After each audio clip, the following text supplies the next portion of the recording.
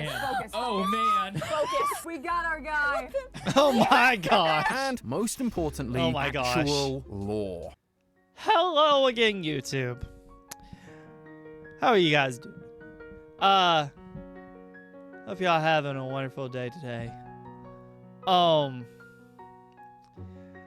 have a video here that I wanted to react to because I wanted to see what they are wanting to say about Hytale.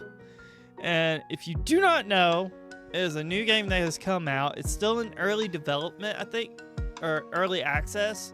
So it's not fully out yet. You can still go and buy it on their website. They got a bunch of different perks that you can get through buying it. I'm currently playing it.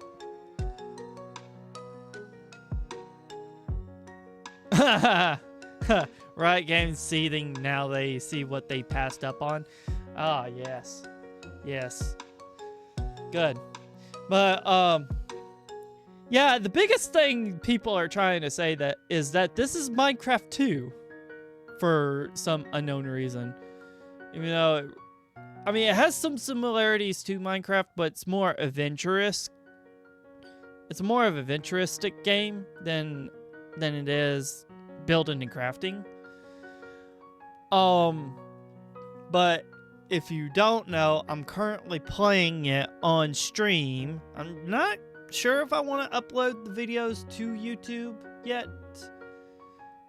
Basically, Riot wanted to force it into being a mobile-first game with PC and console ports. The devs did not want to compromise on that. That makes a lot of sense. I mean, I wouldn't want to compromise on that either. I mean, honestly, I feel like it wouldn't really work all that well as a mobile game. It's just way too big for a mobile game. I don't even like Minecraft on the mobile port. I hate the Minecraft mobile port, honestly.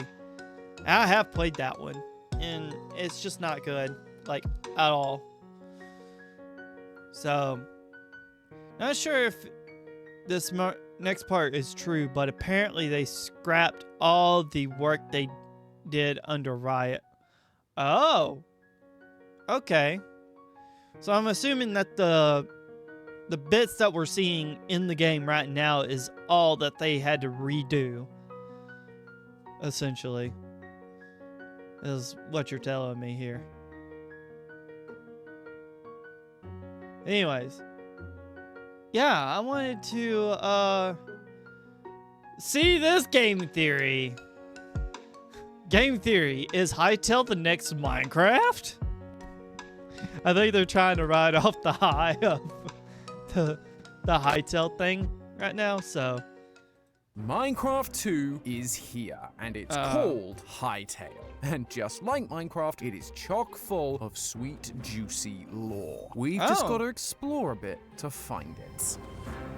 Okay. Hello, Internet! Welcome to Game Theory, the show that one day will have an RPG sequel of its own. Okay, let me back up a bit. I've already made 2 sequel jokes and we're barely a minute into the episode. I should be clear. Hytale, the game we're talking about today, isn't really Minecraft 2. It's made by a completely different developer. It just looks very similar to Minecraft. Yes. It's actually an incredible story of passion and perseverance. The game began its development in 2015 with a bunch of members from the Minecraft server Hypixel, with funding from Riot Games. Sadly, Riot cancelled the game later that year, but the original creator managed to reacquire the rights and revived the game in November 2025, with the demo being released just a few weeks ago. And with such an inspirational story as that, I knew we at least had to give it a look. Plus, if you like Minecraft, this might as well be the sequel you've always wanted. Hytale really does improve on a lot of things that Minecraft has lacked over the years. You've got way more complex RPG leveling systems, more character customization. Okay, focus.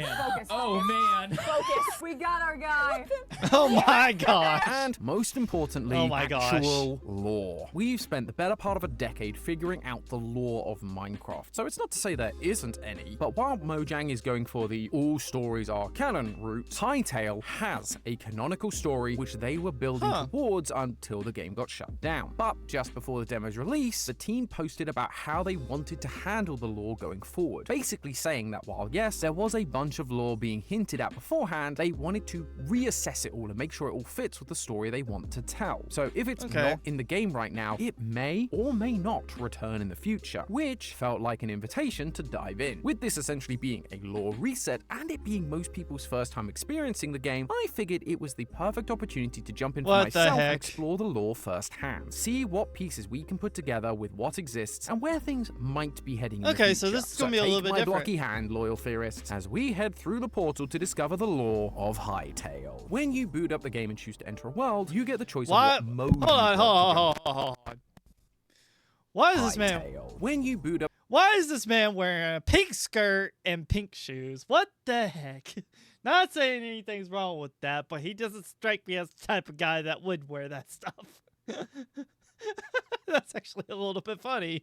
The game and choose to enter a world, you get the choice of what mode you'd like to jump into. Yeah. Adventure mode right now isn't available, but when it does release, it's likely going to be where the main plot plays out. Instead, our main option is exploration mode. Before release, the text about this mode was teased, and it said, explore a version of Orbis in its half-remembered state and fragments of what the future holds. Orbis, by the way, is the name of the world Hytale primarily takes place in. It being in a half-remembered state feels like a reference to the world not being fully finished yet. Some of the world contains these adorable work-in-progress signs, or we get messages about how other parts are yet to take their final form. The line about what the future might hold also tells us that right now, the story is going to be more like Minecraft in the sense that we need to explore and use the environment to tell the story rather than being in our faces with an actual narrative. Something which they actually confirmed in that post I mentioned earlier. I mean, the game's in early access, so we can't be too mad about that. But when the demo released, this message changed. It became much more simple and a little less meta. It said, explore an echo of Orbis. Build, craft, survive, and find a way to restore what was lost. Which makes it feel like the world we're entering is a shell of its former self. An echo of what is slowly fading. And maybe it will be up to us to fix. So with that speculation out of the way, and my interest truly peaked, let's dive in and see what we can find about what the future might hold. As I explored the world, the first thing I noticed was, much like we see in Minecraft, there are a bunch of old, broken structures that fill the land. Remnants of the world that once was, much like the title screen alluded to. There's campsites, mine shafts, even these cute villages on the water complete with Viking boats. Although this one that I found was actually in the middle of a lake with 0 outlets to the ocean, so I'm not sure they're going to be getting very far. Maybe this civilization wasn't the brightest of the bunch. However, unlike Minecraft, we don't have to completely guess what these people were like, as we've got a bunch of different races or factions alive during this time. In Minecraft, the most we really get are villagers, with most of our theories being about a race of builders who came before. But here, at least right now, we've got 5 races that form their own civilized societies that you can find pretty much off the bat. First is the Trolk, which, if you didn't get from the name, are troll orcs. So immediately you can tell this is a fantasy story. There's the Outlanders, a human faction that live out in the frozen wasteland of Orbis. The Scaraks, who are a bug-like species in the desert. Next, there's the Quebec. These guys are tree elf-like beings, and according to concept art, they are literally born from trees. They're actually one of the friendly factions in the game, and you're able to trade with them to get some useful tools early on if you can find them. Finally, and the thing you'll likely encounter most in the early game, is the skeletons. This undead mob is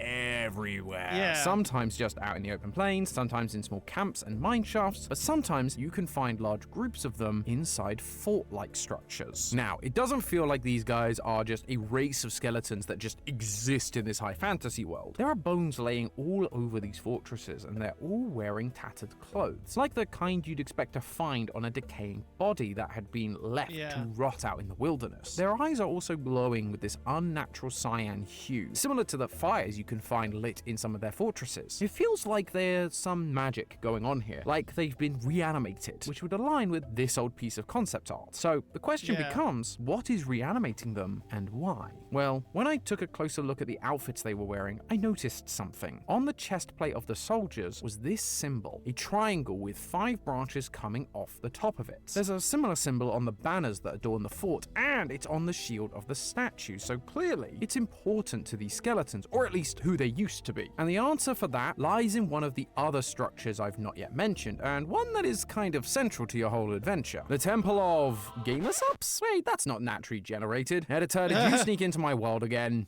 Well, I guess you're Maybe. not totally wrong. Gamer Supps is very much central to any gaming adventure I go on. I've personally been enjoying their new Gamer Aid range, which contains creatine and electrolyte to keep me focused and hydrated while I'm exploring the vast world of Hytale looking for lore for this episode. Try it for yourself by going to gamersupps.gg/game theory or by using the QR code on screen and using the code Game Theory for 10% off your order. Plus, you get a free sample pack, so who knows, maybe you'll find your new favorite flavor. But now let's move on from this unnatural structure and focus back on the natural kind that's actually crucial to the journey. If you look at your map, there are no real markings to any specific point. You just have to kinda learn what the shapes and colors mean and recognize patterns. But there is one exception, the Forgotten Temple. They're pretty hard to miss if you just happen to be wandering about. While still ruins like most other structures, these things are made out of pale stone with pillars and domes that almost look Greek in nature, which kind of clashes with the fantasy setting, to be honest, but that's not what's important here. What's important is at the entrance, we see a statue of a woman holding an orb, and on the front of her dress is the same symbol that we saw on the skeleton's armor. Inside is another statue surrounded by plants and fresh fruit offerings. This is Gaia. She is the goddess of this world, wearing a dress made of leaves with her hair set in 5 ponytails, each corresponding to one of the 5 elements in the game: earth, wind, fire, water, and lightning. And suddenly, the Greek theming begins to make sense. Gaia is the Greek personification of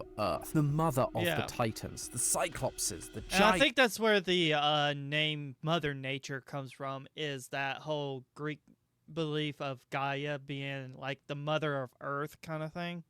the sky, sea, and the grandmother of the Olympian gods we all know and love from mythology. She is the primordial being of Greek mythology. She represents the earth itself, holding everything in balance, like the 5 elements we see in her hair, or the planet Orbis that she holds in her hands. Naturally, this makes a lot of sense to worship. Don't want to annoy the god who is literally the earth itself. You can actually find out who's been giving these offerings too, as once you go through the portal, you end up in a place filled with wildlife and the Quebec. Of course. Their villages are full of little farms and vegetable patches, but they're not growing them just to survive, but to offer to Gaia. Clever little bit of environmental storytelling there, I gotta say. But while this place is beautiful and tranquil, some cogs started turning in my head. We saw the skeletons wearing armor that had Gaia's symbol on it, and they would attack us on sight. But here, the Quebec, the ones who are actively worshipping Gaia, aren't trying to harm us. So what's going on? Well, inside parts of the temple, we can see more statues of a knight with Gaia's symbol on it, just like the ones we found in the skeleton forts. These are apparently known as Orbis officers. While not much is known about them, for statues of them to be erected in her temples, it seems highly likely that they served Gaia directly, probably to help maintain the balance and order of Orbis, which means I was right earlier about these skeletons not being their own race, but reanimated warriors, warriors that fought for Gaia. That's why there are outposts with her symbol adorned across it, why they also have statues of Orbis officers, and why some of the skeletons are still adorned with armor containing Gaia's crest. They are the fallen officers of Gaia, and that actually tells us a lot about the world we're in now. Clearly, there has been some kind of war going on, and it's been going on for a long time. I mentioned earlier how Gaia's Greek architecture seemed to clash with the medieval setting of the game. Well, if you take a look at our own history, the ancient Greek period is widely considered to have ended in 146 BC, when the Roman Empire conquered Greece in the Battle of Corinth. Meanwhile, the medieval Greek period began with the east and west split of the Roman Empire in 395 AD. For this architecture to be crossing over like this, but for the same symbols to be used in both styles, means that the worship of Gaia and the war surrounding her have also been around for at least that long, which would explain the hundreds of skeletons and ruined buildings throughout the land. New civilizations rose, fought for Gaia, but ultimately always fell, only to be brought back as these living skeletons to fight for the opposing side, the side that is against Gaia